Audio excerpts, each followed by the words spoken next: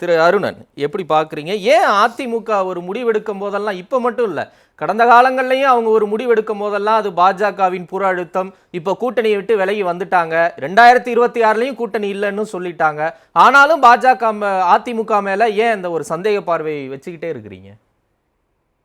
இல்ல இல்ல என்ன ரொம்ப வினோதமா இருக்குன்னா, தமிழ்நாட்டினுடைய பிரதான எதிர்க்கட்சி அண்ணா திராவிட முன்னேற்ற கழகம்.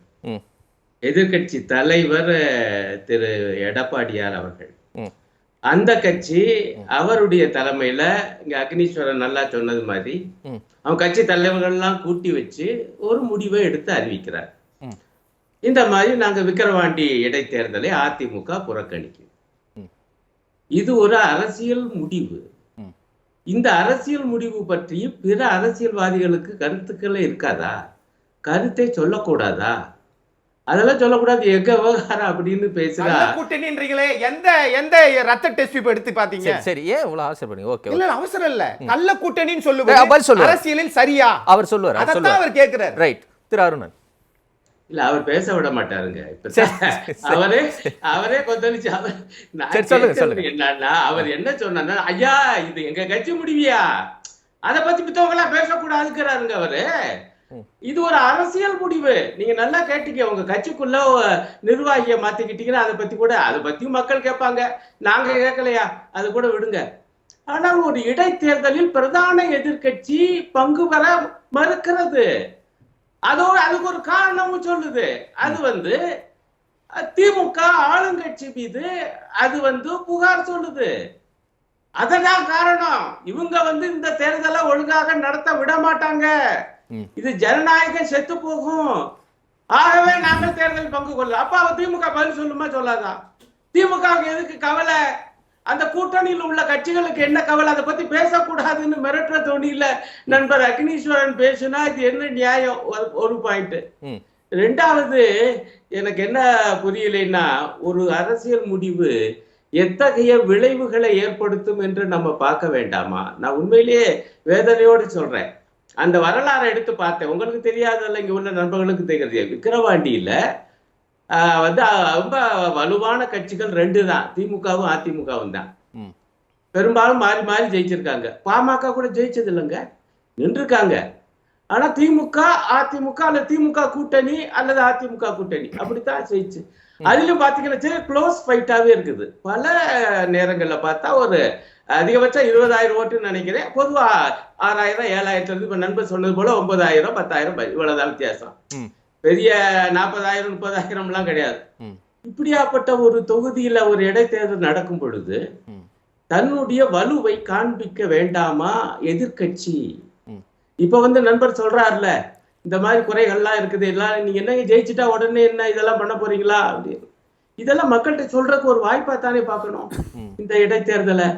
ஆனால் இடைத்தேர்தலில் பங்கு போற மாட்டேன் என்று அவங்க ஒரு முடிவு எடுக்கிறாங்க. இது என்ன நிலைமையை உருவாக்குது என்றால், தமிழ்நாட்டுடைய பிரதான எதிர்கட்சி இடைத்தேர்தலில் பங்கு கொள்ளவில்லை என்றால் என்ன ஆபத்து வருதுன்னா, அடுத்து இன்றைய தினம் உரிமை கொண்டாடி கொண்டிருக்கிற, மார்தட்டி கொண்டிருக்கிற யாருக்கு எதிராக? அதிமுகவுக்கு எதிராக. அண்ணாமலையார் பேசுறாரு, தமிழ்நாட்டுல பாஜக கூட்டணி தான் பிரதான எதிர்கட்சி, அதிமுக சரியில்லை. சில பாஜக காரங்க பேசலாம் பார்த்தா திமுகவுக்கு அதிமுகவுக்கும் கள்ள கூட்டம் இருக்குங்கிறாரு. இவர் வேற ஏதோ கள்ள கூட்டம் பத்தி பேசுறாரு, அவங்க பேசுறதெல்லாம் அதனாலதான் இவங்க சரியில்லை, நாங்க தாயா திமுகவுக்கு சரியான ஜோடி, திமுகவுக்கு பிரதான எதிர்கட்சி நாங்க தாயான்னு அவங்க சொல்லி கொண்டிருக்கிற நேரத்துல இப்படி களத்தை அவங்களுக்கு விட்டுட்டு ஒதுங்கலாமா? இல்ல, நீங்க கேட்ட அதே 2 கேள்வியும் சந்தேகமும் எடப்பாடி பழனிசாமிக்கு இருக்காதா? விக்கிரவாண்டியில ஒரு க்ளோஸ் ஃபைட், ஒரு டைட்டா தான் நடந்துகிட்டு இருக்கு அப்படிங்கிறது எடப்பாடி பழனிசாமிக்கு தெரியும். நீங்க சொல்லக்கூடிய நாங்க தான் தமிழ்நாட்டுக்கு மாற்று அப்படின்னு பாஜக சொல்லக்கூடியதும் 2வது இடம் எங்களுக்கு தான், இல்ல போட்டி வெர்சஸ் நாங்க தான் அப்படிங்கறது எடப்பாடி பழனிசாமிக்கு தெரியும். இது 2ம் தெரிஞ்சும் இப்படி ஒரு புறக்கணிப்பு முடிவை அவர் எடுக்கிறார்னா அவருக்கு வேற ஏதோ ஒரு கால்குலேஷன், ஒரு உத்தி இருக்குல்ல. இப்ப அருணன் சொல்லக்கூடிய கருத்தை எடப்பாடி பழனிசாமி ஆலோசிச்சிருக்க மாட்டாரா, யோசிச்சிருக்க மாட்டாரா? அதனாலதான் இந்த கேள்வியை நான் கேட்கிறோம், மக்களும் கேட்பாங்கல்ல.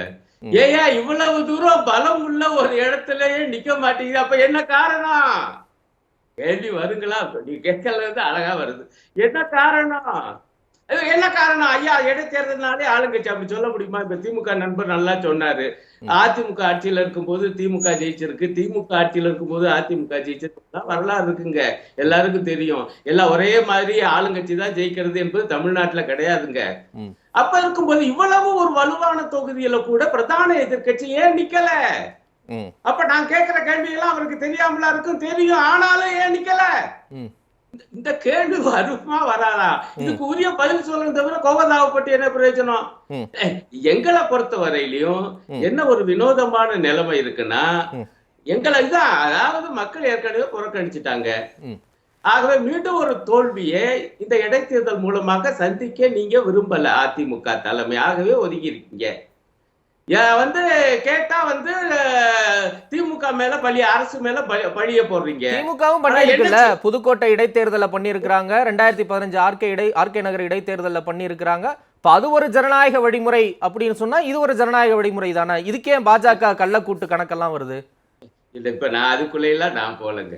நீங்க பழைய கதைக்குள்ள போய் அதுக்கு இதுவும் சமம் என்று சொன்னா சொல்லிக்கங்க. ஆனா இன்றைய நிலைமையில மக்கள் என்ன நினைப்பாங்க என்றால், இவ்வளவு வலுவான தொகுதியில் கூட பிரதான எதிர்கட்சி நிக்கவில்லை என்றால் என்ன காரணம்?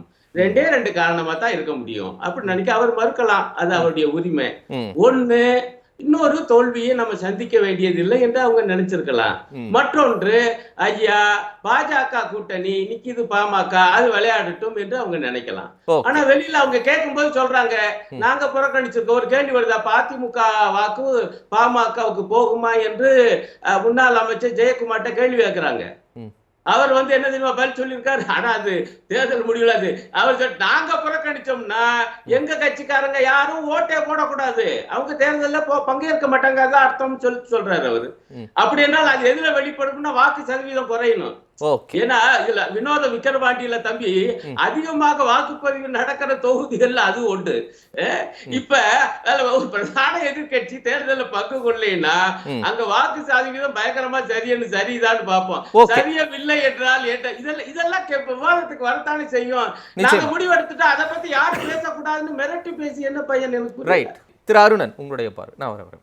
இல்ல, நண்பர் மணிகண்டன் நடுவுல ஒரு முக்கியமான உண்மையை சொன்னார். இப்ப நாமெல்லாம் சொன்னா அக்னீஸ்வரன் போன்றவங்க ஏற்க மாட்டாங்க. அவர் என்ன சொன்னார், ஏன் தேர்தலில் நிக்கல அதிமுக என்றால் தொண்டர்கள் மேலும் அவங்க சோர்ந்து போவாங்க ஐயா.